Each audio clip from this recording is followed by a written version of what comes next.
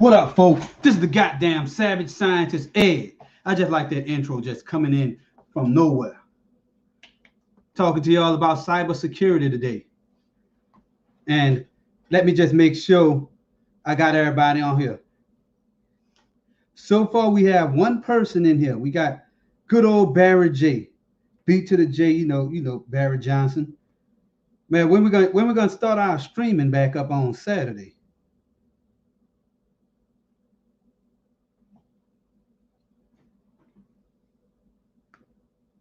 I'm thinking that's gonna be coming soon.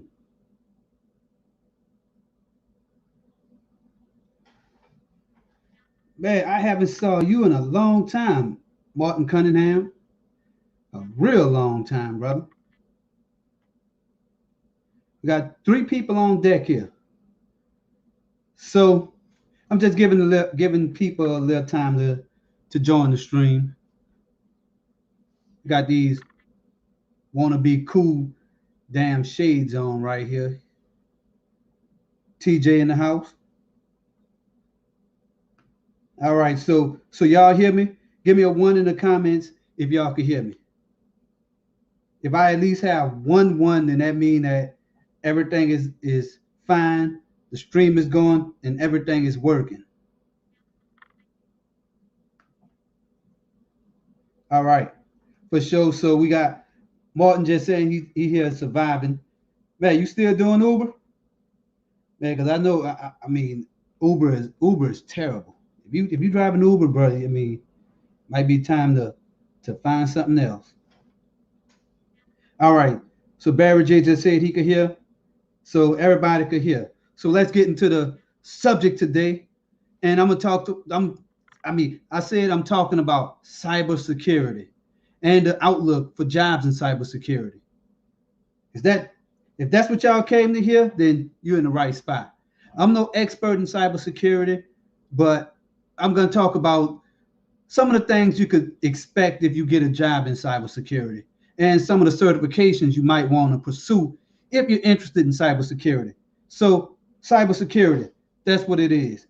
Martin is doing food deliveries. Brother, I never did food delivery, but I did deliveries on Roadie. And they like the tip, but man, I've been hearing that people doing food deliveries, they don't want to give you a dime. And I'm gonna talk about my last few videos I did. I released here on my channel. So cybersecurity is an interesting field, a growing field, a field in computer science or a subset of computer science that is actually fun. And when you think about security, the first thing you see is shields and is some type of indication of protection.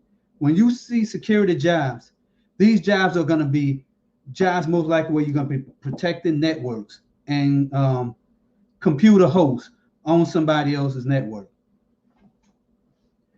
We got Keystone 261 flagship devices, also known as 267 in our community. The man of Philadelphia tech, doing all that tech shit in Philadelphia. What up, brother? I see you down there in the comments. So cybersecurity. Cybersecurity is protecting networks and systems attached to that network. So as you can see, cybersecurity it could be a broad field. I mean, in some of the most fun you could have in the field of computer science, and it's really cybersecurity is kind of like it's more of. I mean, they have dedicated college curriculums on cybersecurity, but really cybersecurity is more of computer science, business, IT, all rolled up in a one damn ball of shit. That is cybersecurity. And the jobs are great. It's a little harder to get a cybersecurity job if you're just stepping across that stage, just got your degree, but you're gonna have to put in a little time. You might have to get clearances and stuff. That's some of the things that they don't talk about. If you got a fucked up record, then you shouldn't even try to get a job in cybersecurity. Would you trust somebody who is known to steal money around your network, around your $3 million IT infrastructure, or if you went to, or if you got arrested for hacking, you might could get the job then. But most likely, I mean, they have too many people out here who haven't done anything malicious. So it's gonna be a little hard to get a job if you got serious felonies and stuff on your record. Septian in the house too. So what I'm saying is cybersecurity is a broad field in computer science, and it's actually a little more on the IT side than computer science. So I'm gonna just talk a little bit about some of the jobs I had dealing with cybersecurity. Now, people who know me know I was in the military. I did a couple years in the National Guard, and this salute shit don't come from being in the military. I mean, I've been doing salutes before I even got in the military, and so it's just that cybersecurity is I mean, well, I got my job and I got one of my first. Well, let's go all the way back. I used to be a security officer. Don't call me a security guard if I'm a damn security officer. Put respect on that badge, damn it. Security officer. So that was where I started. And I remember one of the security jobs I enjoyed the most was I was doing client security, or doing security at a warehouse in Columbus, Mississippi. And I remember having to walk around the building, and they had this and I had to check the temperature, or at least go in the IT class. I mean, it's not an IT class. Let me rephrase that. I had to go in the IT office, and they had a little you go in there, and they have this little key. You stick the key in this little ignition looking thing, and then it's gonna punch a hole in the damn in this tape. So that's how they know that I was doing my patrol rounds. So I'm just catching up in the chat. Yeah, so Sep says cybersecurity is work. Yeah, it is work. It's a rewarding field to be in. And so I started off as a physical security guard. That's what they call it. So yeah, I remember going in that room, having fun, just be like, damn, I wonder what's on these servers. I know that if I bring my laptop in there, hook it up, then they'll know that I hooked my laptop on their system. And that's where cybersecurity comes in. So as a security guard, it's probably one of the easiest ways to get into hacking. If you can't get a IT security job, then damn it, if you want to hack a company, then hack your way as a security officer. Because that is one of the jobs that people wouldn't expect. Oh, we about to hire a security guard, or we about to hire a janitor. We won't expect a security guard or a janitor to be able to know to have a CISSP or OSCP. Those are the two big security certifications. We wouldn't think a security guard or a janitor would know anything about a damn computer, and not alone walk around with a damn computer and be able to plug into the network. So we got Christina Smallhorn in the building again, also known as your real estate whisperer, right out here in the Baton Rouge Metro. What's up, folks? So so when I was doing cybersecurity, when I was doing physical security, that's what I did. Walked around, did my patrols every hour, had to turn the keys. That's what they called it, turnkey. So as I progressed throughout the day, I used to be knocked out sleeping on that job, but I got a chance to examine the importance of being in security from that job. So I was in the damn IT room. They had and I remember how it looked. They had big server in the middle of the room, and they had 3 desks around the server. So I'm guessing that's probably where the IT staff sat. And they probably had another room somewhere else where other IT people sat. Or that could have been a network operations center, or what we call a NOC, NOC or NOSC, Network Operations Service Center. So they have all types of names for the network center. And we also have Ed Smallhorn in here. Both of those folks are in the Baton Rouge area. What's up to you, E? So back to this cybersecurity thing. So once I eventually got around to getting real good at the job, I was able to sleep and learned how to hack the system. Hacking is not just about computer hacking. Hacking is just being able to do something that, with being able to use a device for a purpose that it wasn't designed for. Kind of like that. I mean, it started with hacking wood, but really you could do anything with a block of wood, from hold up an engine all the way to build a house or a mansion with it. So hacking is just the act of doing something, of making something do what it's not supposed to do. So in this case, computer hacking is actually, Bionic Scoop is also in here. What up, brother? So also, computer hacking is actually using a computer to do things that the developer or whoever making it do what it wasn't supposed to do. Now that's kind of like a little different thing, because computers are multi-purpose machines. But if you use a Microsoft Windows, or not Microsoft Windows, if you launch Paintbrush and all of a sudden it turn around and launch another program in the back that's capturing your key captures and or is it sending your personal information over to a server in India or something, that's hacking, because you put a virus in an executable file. And that's kind of like getting into cybersecurity. So when you're a cybersecurity expert, you know what? Before I get into that, let me continue on with my experience in security. So after that, I started to look for better positions. So I finished up my schooling at Mississippi State University in 2011. That's when I actually paid for my degree. I owed them money, so I can't say I graduated the day I took my last class.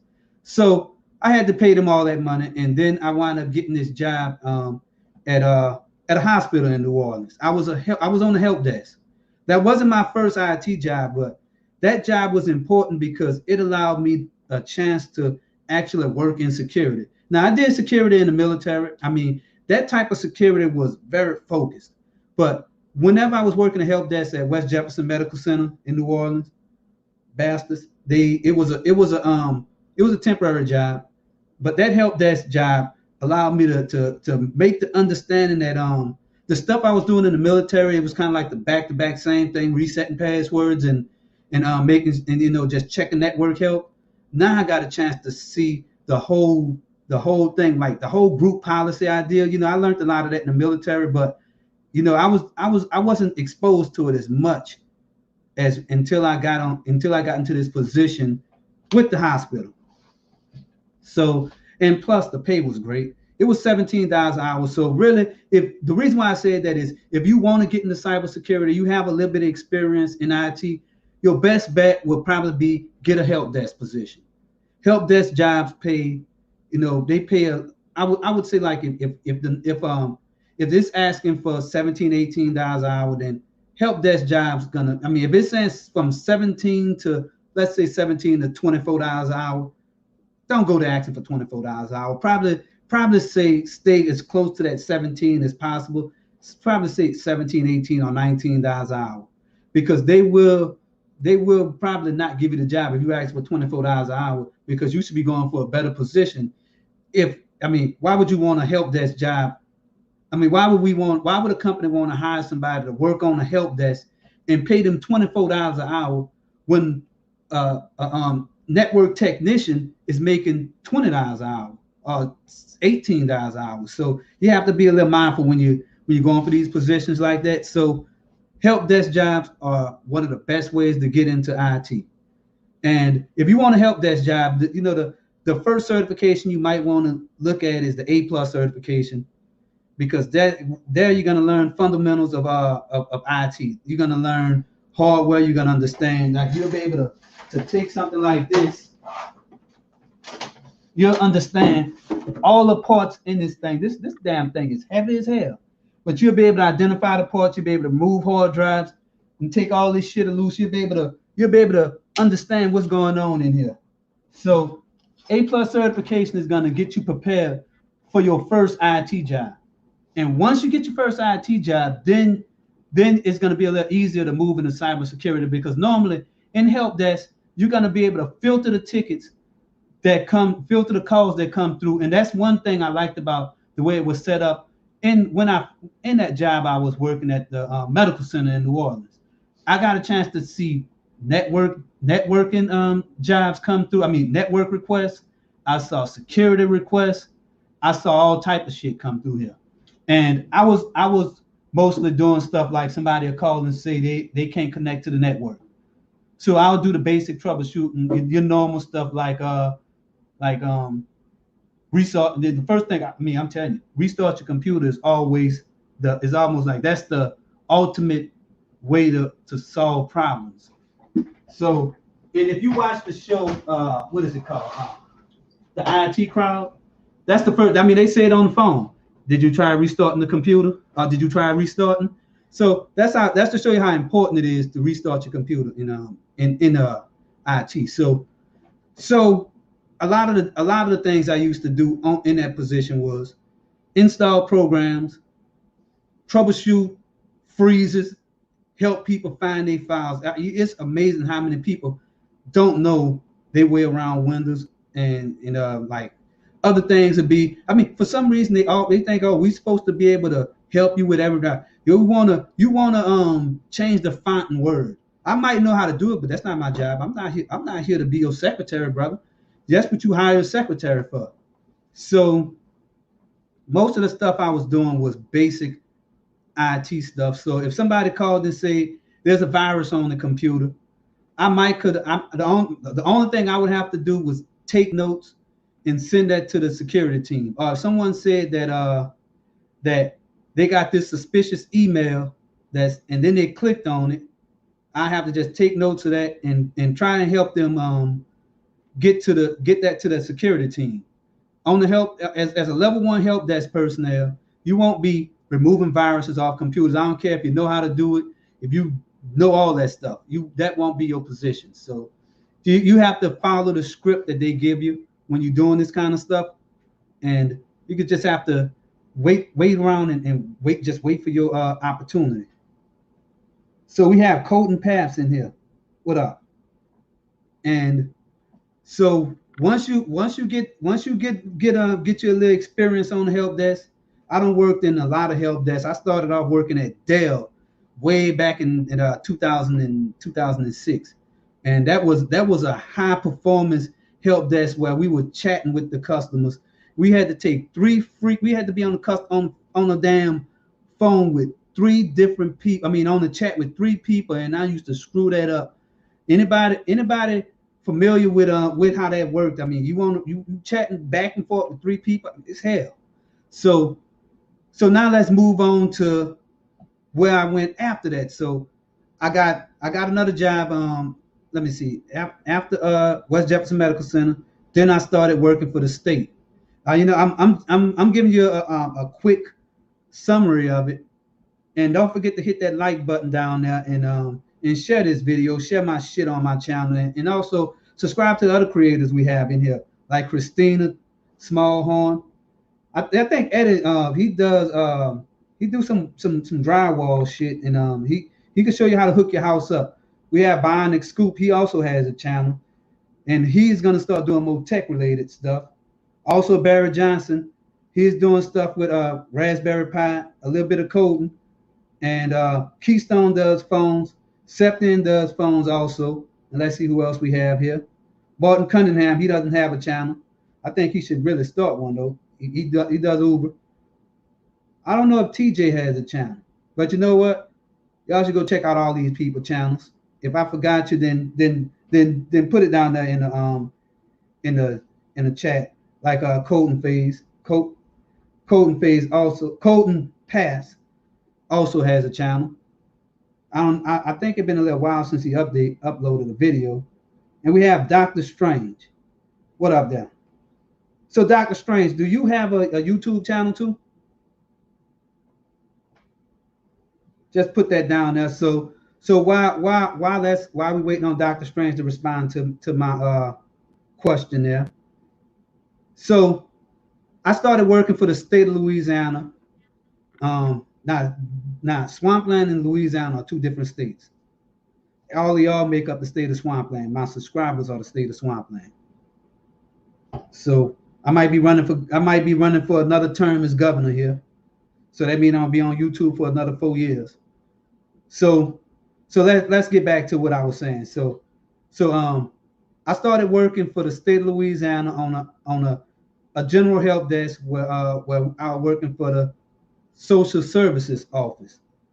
And in there it was a little more of it was a highly structured help desk. And the things I did there was it was a tiered help desk. So level 2 specialists were resetting mainframe passwords, and that's probably the only thing different. They kind of did a little more advanced now, quote unquote advanced stuff. But they had teams. They had a security team, they had a programming team, and a network team. And so we actually did some of the things they did. So I learned a lot from that job. So, and I always wanted to go. I wanted to be on the security team or the networking team. I had the network plus, and I had security plus. But sometimes whenever you go on the job, stunt and act like you know shit, wanna go there and just show off in front of people, you're gonna run into some damn haters. So if you have the skills, take it from me, don't go there and be cocky on the job. And what I mean by cocky is don't go there showing off, because they're gonna probably be intimidated by your skill set. So the best way to get into it is to see if you could talk to someone from the networking team on the side and establish communications with them while you're doing your work on the help desk. And then once you know somebody on the side, wait for a job opening to pop up on the networking team, and then you go for it. Don't just think that they could just make a position for you on the networking team or on the security team. That won't work. So I just thought, well, since I'm supposed to be all good like that maybe y'all could just work something out for me, since I work for the state, since I'm already on the team. So I'm gonna have a video explaining that story a little more detail, but eventually they got pissed off because I was saying like one girl called up here, her name was Ladasha, her apostrophe or some shit like that. I said, she come this is state of Louisiana help desk. This is Ed here. What's your name? My name is apostrophe dash hyphen comma. It was some old fucked up name like that, and I said, damn. Did your mama give you that damn name? My boss, also cuz, said, we not having that. I got fired. No, I didn't get fired. I got reprimanded and got banished to the basement of the building to work on the mainframe. It was not the mail room. The mail room had this big mainframe that just print all this big IBM printer, big high performance printer thing, rolling huge, probably 2-ton rolls of paper in there, and it just printed all day. And I hated that.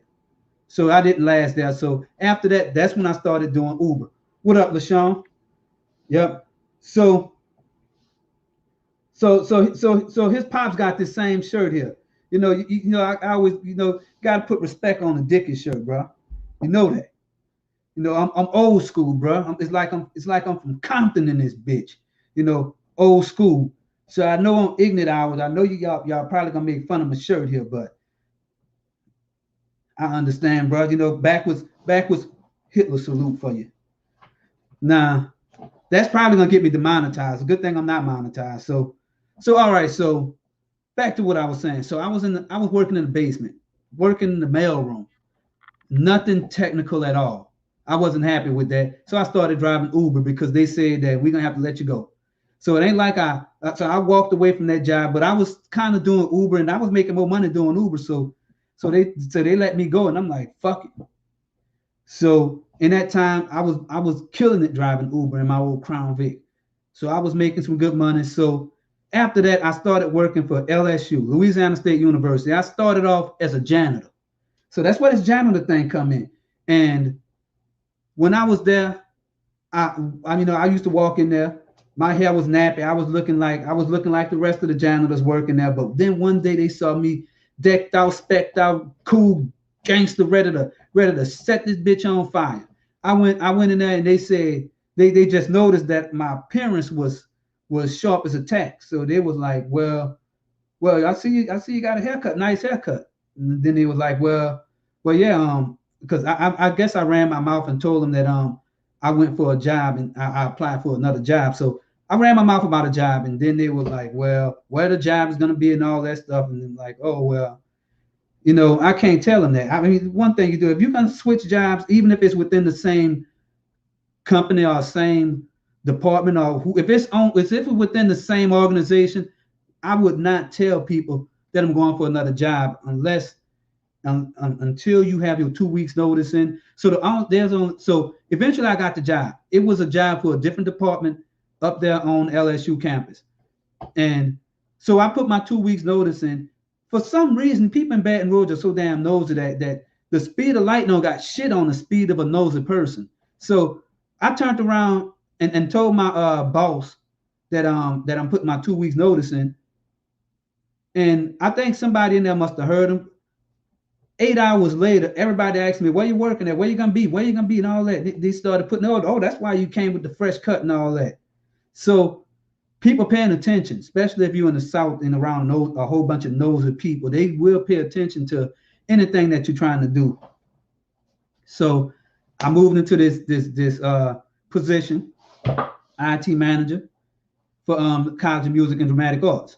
So I worked there for a year. I mean, I was the sole IT person for a subset of the university with about it seemed like they whenever you're going for jobs, they want to know how many hosts, how big the network is, and all that stuff. So it was a pretty decent sized network. So there we had a security incident. The web server got hacked, and I was freaking out. Was wondering, damn, what the hell would I do? I mean, if the website get hacked and you working there in IT, there's probably a good chance that you're gonna be fired. Because I mean, I remember when I worked for the Public Defender Board, I was an IT person, the sole IT person there too. I forgot all about this job. And the Division of Administration network went down. And then I asked my boss, if that would have happened here, would you have fired me? And he said, yes, I would have. I mean, for them to be blunt, just tell you, hey, I would fire your goddamn ass if that happened. That's to show you how serious it is. It's just like IT is the service that as long as it's working, we don't give a damn. The minute you can't send an email, where's the IT guy? God damn it, when y'all planning on giving out bonuses, where's the IT guy? Oh, it's operations. Oh, the people, we're gonna give everybody else a raise except for the people, the IT team. Now I'm exaggerating. Yeah, I did get a bonus when I was IT, but a lot of times people don't realize how important IT is until the shit break. We got Shay Kennedy in the building. What up? And we have 12 people here. I don't know how many likes and thumbs ups on here. So check out everybody's channel. Holla at your boy. Also have a channel. Lashong. He does phone stuff.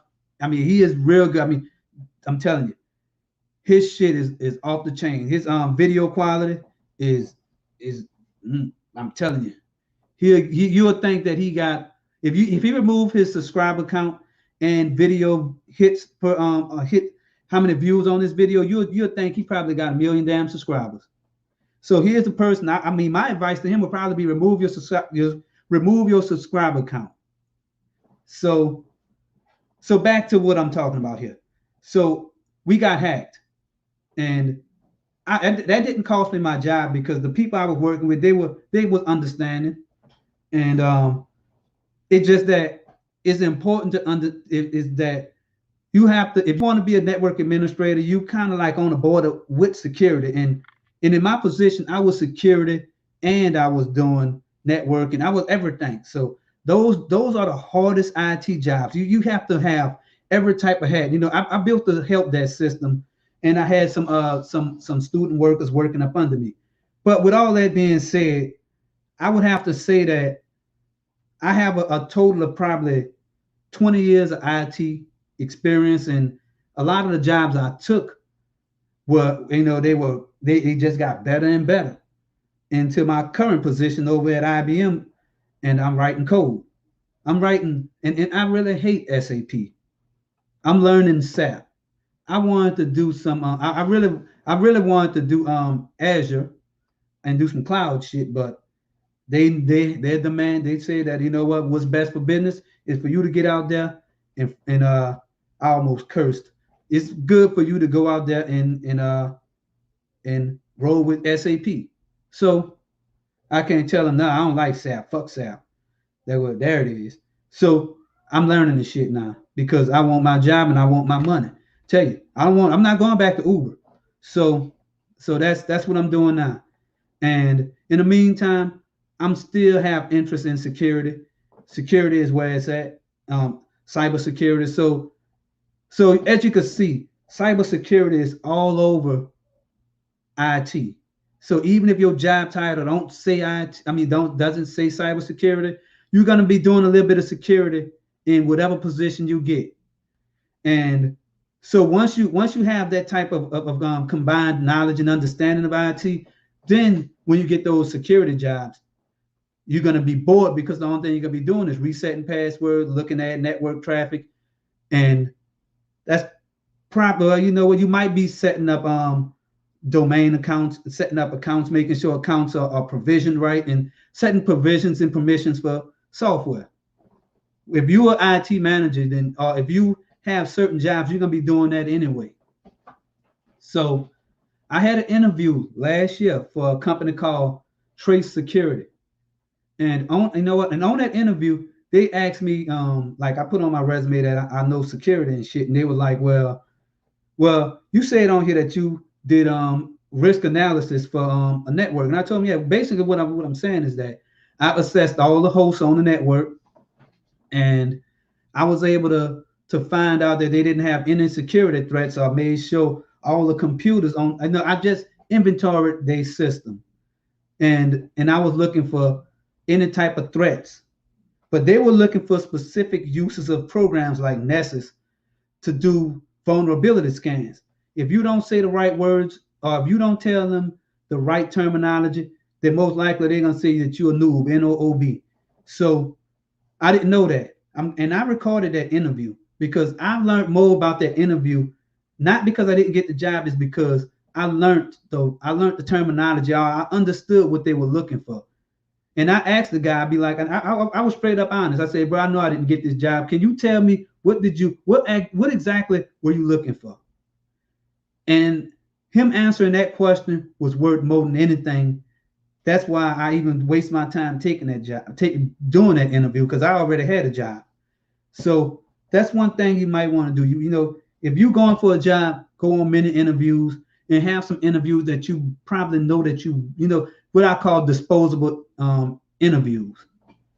So just be prepared for that. So in cybersecurity, they really looking for someone who well, in most jobs, they're looking for somebody who understand, and this comes down to logic, understand how networks are configured and how permissions are given. So what I mean by permission is, if you have a file and you wanna make it so only certain people could access that file, but it's still got to be available on the network.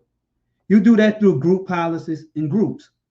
And really what group is actually falls under logic. That's why a lot of people don't look at the math that's involved in computer science. What logic is just like set. If you ever heard of set theory, that's just mean that you have a set of everybody who is administrators. That's a set of all users. So the superset will be users, you have administrators, and then administrators will be a subset of other sets. It's just meaning that the administrators have the most authority. So administrator could create a local group called have access to financial records. So administrators will have that access, full access, but all users won't. But it's just that you just segmenting the network. Now I have to come up with a good way to explain this shit right now. So if I was doing a video, what up, Dustin? Driving. He also does Uber.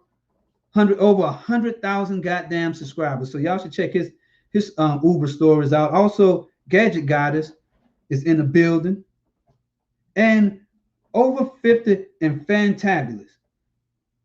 I think she does what kind of, I think, kind of like crafty shit. Yeah, I check out all y'all channels. What up there? Also check out her channel. Check out all everybody's stuff like Gadget Goddess. So back to the security thing.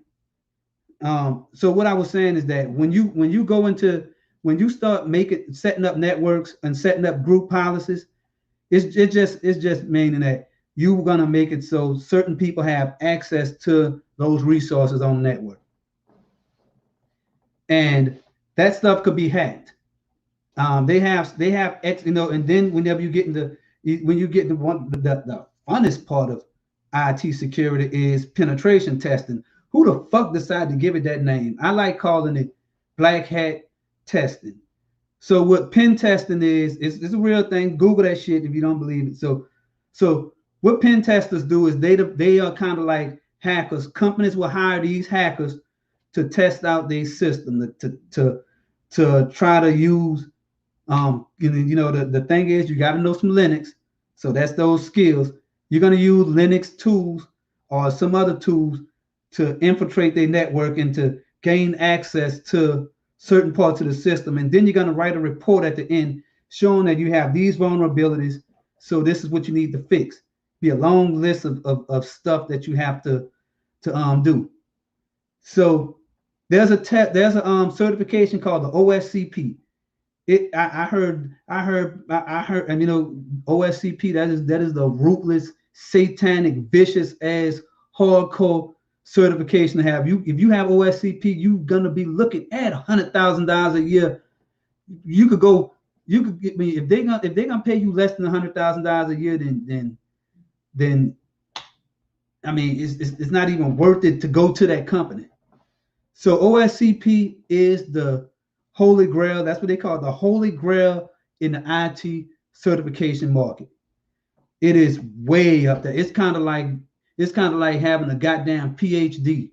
Is that prestigious? So and to get the OSCP, you have to actually demonstrate it through a online practice of a virtual environment. You're gonna have to hack into some computers and write a report on it.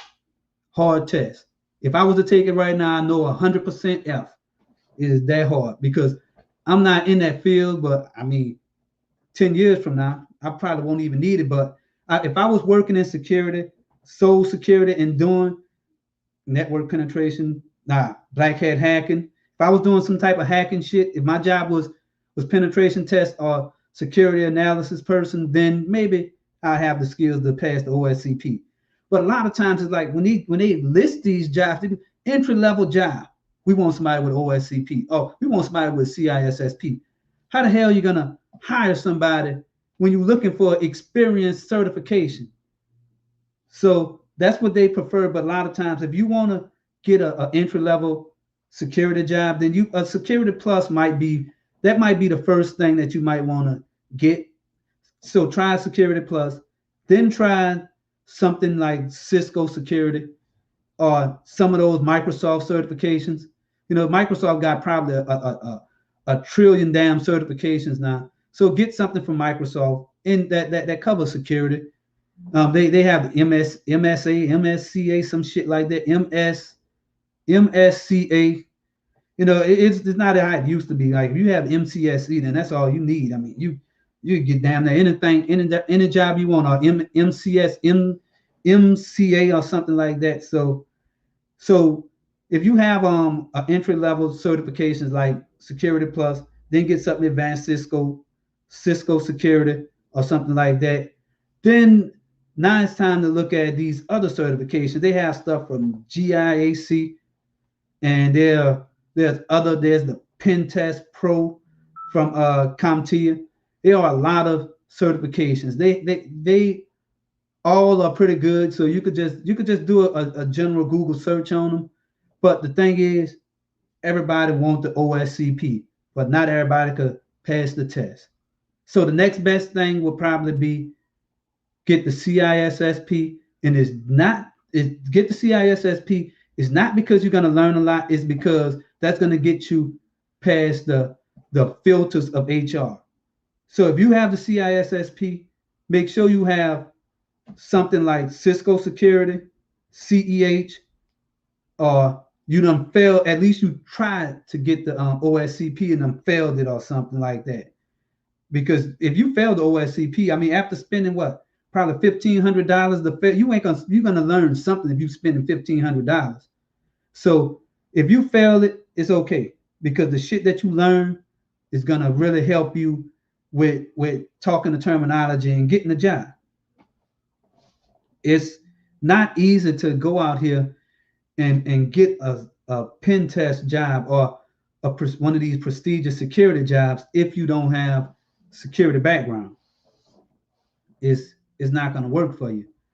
So I've been running my mouth for almost 40 minutes, more than 40 minutes. Do anyone have some questions down in the chat about the security job market or security computer security in general, or hacking shit?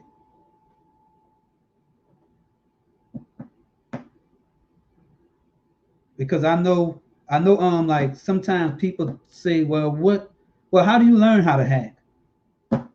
You know, besides YouTube. Yeah, I thought YouTube was gonna just go after everybody putting hacking videos out, but they didn't do that, and I'm glad they didn't. So you can find stuff on YouTube on hacking. Learn Kali Linux. Screw Kali Linux. Learn Linux. Gabe Adel, big salute to you too. And so learn Linux. And some of the most important commands that you might want to know, learn how to use stuff like Wireshark, understand commands like how to search in Linux using commands like find and grep and nano. And you might the most coding you might have to do might be how to change scripts. So you're gonna have to learn how to do some bash scripting, changing parameters on host files and stuff like that. I mean, it's so much stuff that you're gonna learn, and and also know the basics of the Linux file system.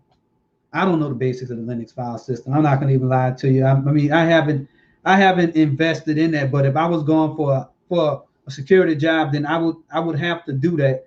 Like when I say the basics of the Linux file system, I'm talking about understanding kind of like on a level where where are the files at. Like if you in Windows, most of the programs are going to be in Win32 folder, programs folders. So in Linux, you have to know the equivalent. I think it's there's a file that I think it's slash what is it called? See, that's why I say I'm not gonna I haven't prepared any script for this, so I'm trying to think of where the files are located, where the program files are stored in Linux. I think some of them are in the live folder. They all over the damn place.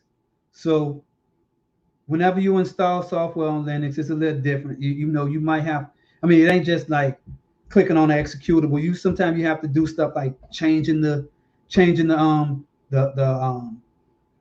permissions on the file with the chmod stuff.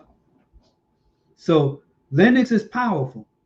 If you have an Android phone, you running a damn stripped down version of Linux, and you could do so much shit with Linux that why even go back to Windows?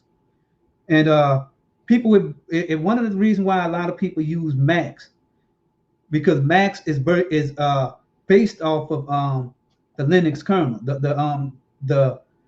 Starting with I think that was Mac OS X. Something around that time, they started to incorporate more of the Linux kernel and more. I think back then, I mean, you actually got the real command prompt.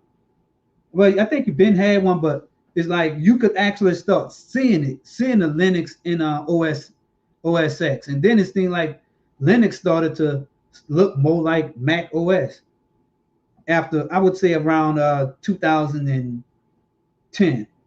Like that whole, like if you look at Ubuntu and some of these other versions of Linux, they have the dock on the bottom looking like Apple OS and all that. And you notice that if like the settings program, I do a lot of my shit through the command prompt. But if you want to change the resolution on the screen, it's just like how it is on the Mac. So if you have a Mac, you're probably gonna like Linux because it's not a big difference as like Mac OS and Linux right here, and then way over here is Windows. It's different.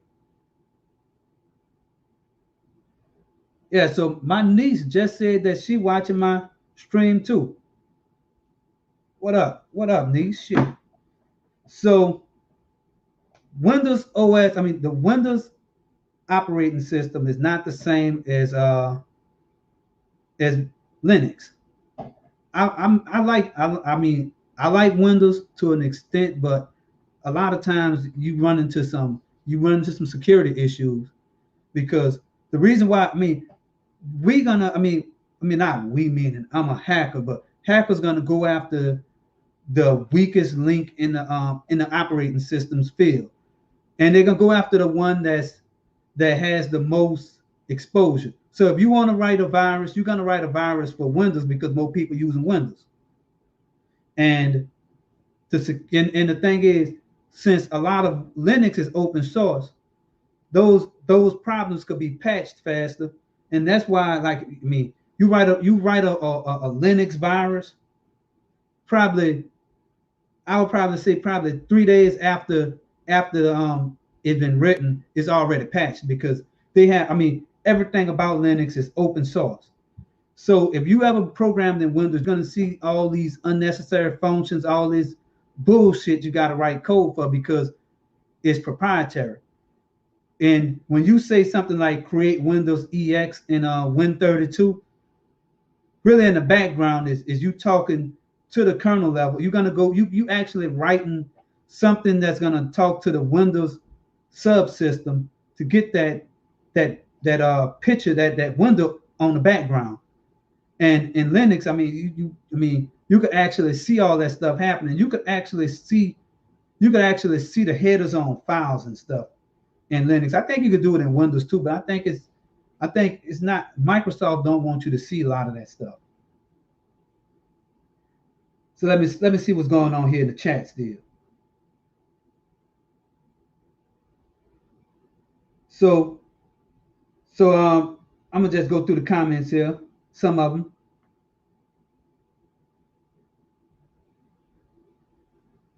We have a few side conversations going on here between Shay and Barry, right there. And a lot of the stuff that that's going on here in Windows is that I really think that it's time for us to start branching out when it comes to these OSs. And when you get into Linux, they have more distributions out here, and you can shake a damn stick at. Yeah, Arch Linux, Red Hat, Ubuntu, fucking Fedora. Millions of them probably. Well, not millions, probably. I know there's probably at least.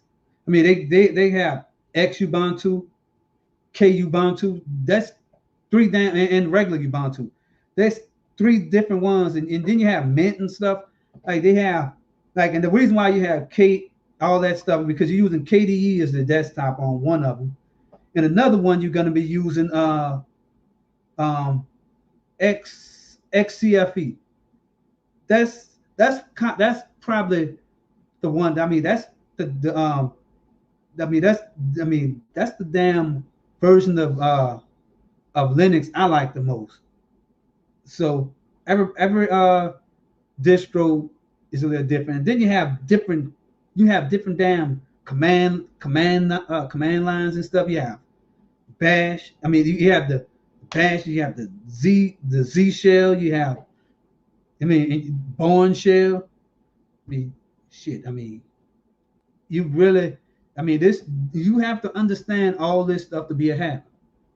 And then you have the whole hardware side of things. I mean, yeah, you might not be soldering chips on stuff, but in as far as hardware concerned, you might have to understand how RAID is set up, and you might have to identify RAID controllers and stuff, and you might have to use network cards with, I mean, systems with 2 network cards. You have to find the MAC addresses and all that stuff. I mean, you really could lose yourself, but shit is fun though.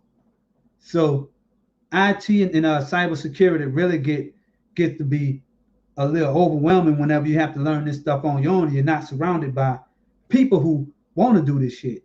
So if you have to be driven to get into cybersecurity, because learning this stuff on, when you have other things on the side, shit, it's all about how much you want to learn this stuff.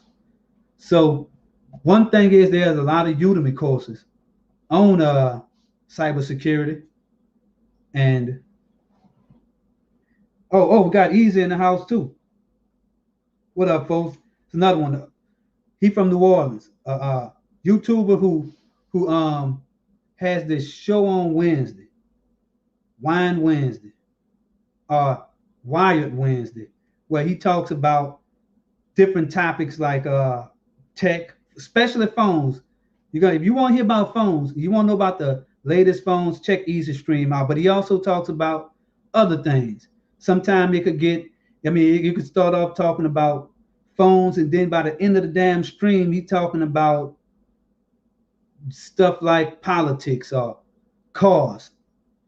So it's a great community, and most of the people in this chat already familiar with it, like Gadget Goddess and Holla at Your Boy and Barrett Johnson. All those people, we all have been on Easystream. So big salute there. And also, like I said, Eddie Smallhorn also does it. Him and Christina, I've been knowing them for a long time, and I knew them through Nick Nimitz stream actually, and that's a person with almost, what I think, close to 1 million subscribers here on YouTube. So yeah, it's YouTube is if you wanna grow a YouTube channel, don't be like me and talk about all kind of different shit. Be narrow focused, and you have to be narrow focused just like that if you want to get into security, because you're gonna have to focus on one thing at a time.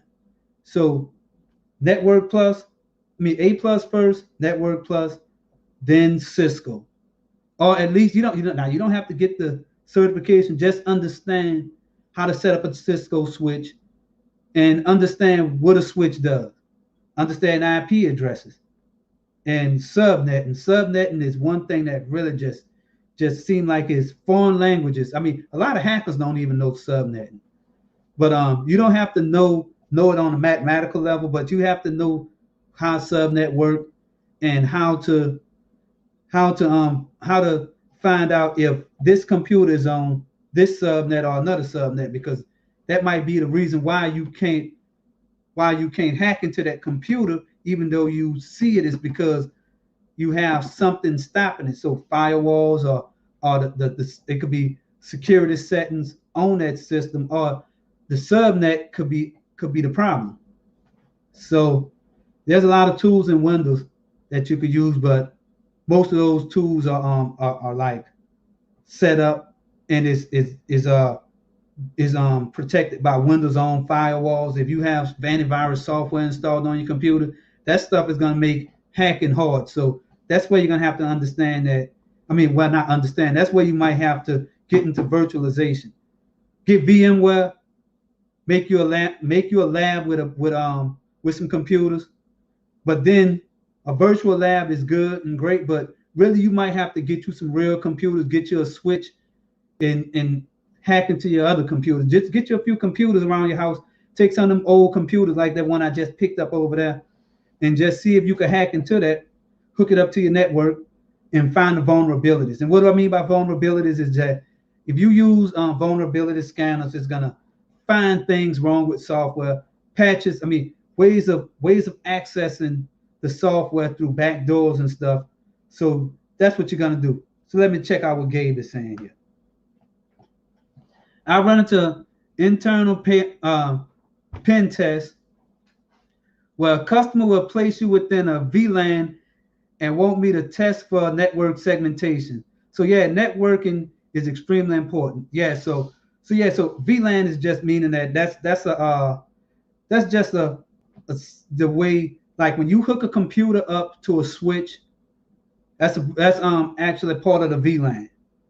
And you could tie two switches together and you can have two VLAN, you can have actually two network segments, or you can have one. So that's, he talk about stuff like that.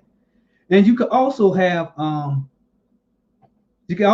network, you can have tunneling going on, and you can have other damn servers, like you can have a IIS server that's or you can have an Apache server that also opens you up to outside threats. I mean, and that's really, I mean, Apache servers and I mean, we don't even know if Microsoft is still running IIS, but you have a web server running, then you know, yeah. So you just say virtual local area network. Yep. So yeah, a lot of so I know in Cisco, when you hook a cable into a switch, it is part of the VLAN. So and that's one of the things that make it so networking could be a challenge, because you have to run a network a port scan to find open services on computers on that network, and then you might have to do it on different network segments. So Gabe, have you done so what type of pen tests have you done? If you're able to talk about it. I know sometimes you gotta have certain clearance to even get into some of these these companies to be trusted. So that's where that background check come in. If you have some shit on your background, you might want to go and get all that stuff wiped off your record through expungement. But yeah, so anyone else done any type of security? Right now I'm doing security research on toast notifications. I'm able to like this is more on the defensive side, where the a hacker or somebody done committed a crime, and now you have to look for evidence of something happening. So you would take a memory capture, and then you could scan that memory capture for artifacts. So let's see here. Gabe is saying, indeed, I've done all types. I work for Mandiant, FireEye. They and internal, external, and even physical pen tests. So FireEye was in the news recently. I mean, they make a lot of tools. Is that correct? They like FireEye is a firm that does research actually in computer security. They publish papers and stuff. But I know FireEye has some things where it's more on the like reverse engineering. Like they have stuff that, or they have a GitHub page that's showing a lot of the different tools they have. Like one of them, you could decompress memory. So because sometimes whenever you're doing memory forensics, you will have to go in and if the file's not lining up correctly, you will have to go back and decompress that memory, because Windows does all kind of crazy stuff. It compresses memory, and I mean, I don't even know why it does it, but I'm guessing it's trying to, we have computers with 64, 128 gigs of RAM. You really don't even have to go through compressing memory. Really, almost, I think paging is going to be a thing of the past. Well, you know what? Files getting bigger too, so I'm thinking paging might still be there, but I'm thinking eventually you're gonna have computers come out with 256 gigs of RAM. You won't even need a page file at that point. So let's see what. Yep, FireEye is a cybersecurity consulting firm and endpoint products organization. So yeah, I've been hearing about FireEye. I mean, that big hack that happened with I'm trying to think, was it Microsoft? I mean, a big hack that involved many government agencies, Microsoft, a lot of commercial entities. I think FireEye was I think they released some keys or something. Was it some VPN keys or something? Somehow something got lost. Yeah, so you're talking about the red line tool for memory captures. Yeah, so yeah, they make Commando OS. It's pretty much a Windows version of Kali Linux. So that means that they have they ported out some of Kali Linux tools to Windows. Because I know volatility is on Windows, but I think it's getting these tools to work in Windows is so much damn trouble that I would rather just run them on Linux. But I'm guessing some people just want Windows. Oh yeah, SolarWinds. That's the name of that thing. Yeah, FireEye got hit by the hack and told everyone that they how they hacked us. Yeah, FireEye. I mean SolarWinds. Yeah, the SolarWinds hack. That's what I was thinking about at the beginning part of the year. Yeah, that was a huge hack. I don't know how much it costed, but I know it was in the hundreds of millions of dollars. And you know, IBM has a lot of mainframe support. I mean, mainframe systems, and they are highly secure. And that's one of the reasons why they still use mainframes, because it's just like it's a proprietary system. But I mean, it's a mainframe is good at batch processing. So let's see what else here. Commandos. Oh yeah, so he said that already. So I know I don't went over a little bit 5 minutes, but it was a good conversation with Gabe. So do you have a channel, Gabe? Man, because this cybersecurity shit, man, that is what's up there, man. That is, I mean, Gabe is a real pen tester, security pen tester. So if you have a channel, or you should check out his social media. If you have a channel, but just drop your channel link or drop your name down there wherever you can be found at down there. So I went over 5 minutes today trying to make up for that last damn stream that I started 30 minutes late. I was actually running my mouth here. And I wanted to talk about that last video. Oh, so Gabe doesn't have a YouTube channel, bro. With all that knowledge, man, you should go out there and make a channel, man. I mean, you got some information, and that security pen testing shit, bro. That is where it's at. Yeah, I be on so he's on everyone else's channel, and he did a recent interview with Keeping It Techie. I think I saw. You know what? No, I thought that was somebody else's channel. Oh yeah, I think I do remember that. Yeah, I thought you at least had one video on your channel. Yep. So he got another mix. Say, bro, Gabe is the real man when it comes to this cybersecurity stuff, bro. I'm more on a research level, on not pen testing, but Gabe is the real pen tester with real experience doing this stuff. I'm a coder, computer scientist who really all my work is with right when my current research is in toast notifications and memory forensics. And that's about it. So my master thesis might be released pretty soon whenever when I write the bitch first though. So I'm trying to get that done.